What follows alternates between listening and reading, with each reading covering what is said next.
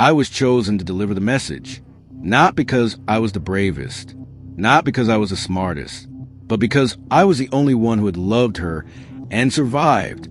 The Empress of Lasari Prime was not just ruler of the luminous Ilarian Empire.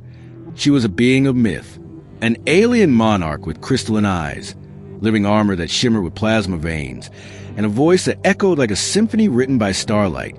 And once, she was mine. We met during the first treaty cycle, when I was stationed aboard the diplomatic vessel Horizon Reach. I was just a lieutenant with a knack for languages. She, Princess Varelia then, was observing the negotiations between humans and the Ilarian High Circle. We exchanged glances, then words, then secrets, and then she vanished. No message, no warning, just gone like mist in the void. That was 7 Earth years ago. Now, I was stepping back onto Lasari soil, sent as an envoy with a desperate request. Help us stop the Growl vortex from tearing through our colonies. The Ilarians had the technology, but they had withdrawn from all galactic affairs after a coup no one fully understood. When I entered the palace hall, I saw her, Empress Varelia, standing radiant, surrounded by bioengineered warriors, her emerald aura pulsing like a living storm. Her crown looked forged from starlight and memory. She looked straight at me. Her eyes didn't soften. I bowed and waited. "Rise, human," she said, her voice unchanged, except for a coldness that hadn't been there before. "I remember you." I spoke with practiced diplomacy, laying out humanity's request, our desperation, our vulnerability. But even as I said the words, my mind raced. I searched her face, her posture, her breathing, looking for a trace of the woman I once kissed in the shadow of Ilarian moons. She walked down the dais steps, slowly, like a cat observing a creature it might eat or cradle. "Why do they send you?" she asked. "Because I'm the only one who knows how to speak to you." "You think you know me?" she whispered, stepping closer. Closer. She touched my face. Electricity danced through my skin. Her fingers were cold, but not lifeless, just armored. I realized then she wasn't wearing the suit. The bioplasma that clothed her, it was her, or part of her now. She was more than Ilarian. She was something else. We were alone in her private chamber moments later, or so I thought. "You left," I said.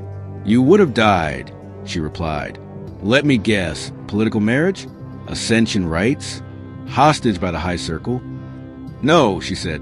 "I became something the old Varelia couldn't be." Then she removed her crown.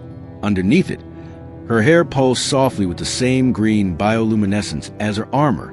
Her eyes, once entirely silver, now carried a ring of void black around the irises. "I merged with the Ilarian symbiote core," she said. "The only way to save my people after the Rift Wars. I didn't just become Empress. I became bound." I remembered the whispers. The core chose only one ruler every eon. It offered power in exchange for something deeper, her humanity.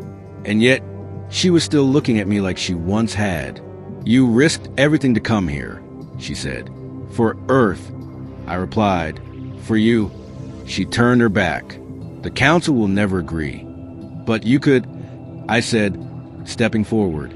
"You could override them." She paused, then smiled, and I remembered what that smile used to mean. That night, we stood on the palace balcony overlooking the luminous sea, the stars reflected off her skin. She leaned close, like she wanted to remember how I smelled. Or maybe she was trying to forget. "I still dream of you," I said. "That's dangerous," she whispered. "Not dreaming of you would be worse." She turned, then pressed her lips to mine. Cold, burning, familiar, alien, a kiss between species, between memories and myth. But behind it, I felt the truth. She was afraid of what she'd become, of what I still saw in her. Suddenly, alarm shattered the moment. Her guards swarmed in. She turned to me, voice sharp. "Go with them. Don't speak." I obeyed. Hours passed. In the waiting chamber, a soldier slipped a small sphere into my hand. I activated it in secret. A message appeared, her face. "They've intercepted your ship's transmission. They think you're here to infiltrate, but I know better. Meet me at the starlit vault beneath the garden. Midnight. And she was gone. The vault was ancient, overgrown, forgotten. She stood there in full regalia, emerald light casting runes across the walls. You were right, she said. I can override the council, but only once, and they'll retaliate. I didn't ask you to. I want to, she said, because the galaxy can't survive another war, because I remember who I was, because of you. And then she reached for me, and something inside me changed. The core within her pulsed, and reached for me. It wasn't just technology, it was sentient, curious, hungry. It pressed into my mind. Memories spilled out. Our first kiss, the way she laughed, my grief, my hope, my broken nights wondering if she ever thought of me. The core showed her all of it, and she wept. I'm sorry, she said. I never meant to hurt you. I took her hand. You didn't. We returned to the grand chamber at dawn. She stood before the council and declared, the Empress invokes the right of solitary decree.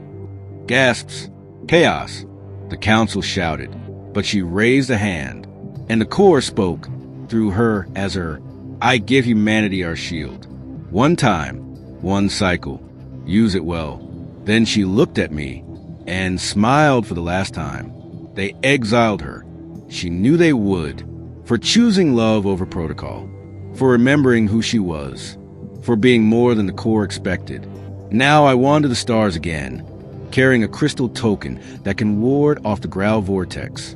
Earth survives, but I lost her. Or maybe she found something greater. Because sometimes when I sleep in a void between systems, I dream of green light, soft kisses, and the voice of a queen who dared to love a human. And I know she dreams of me too.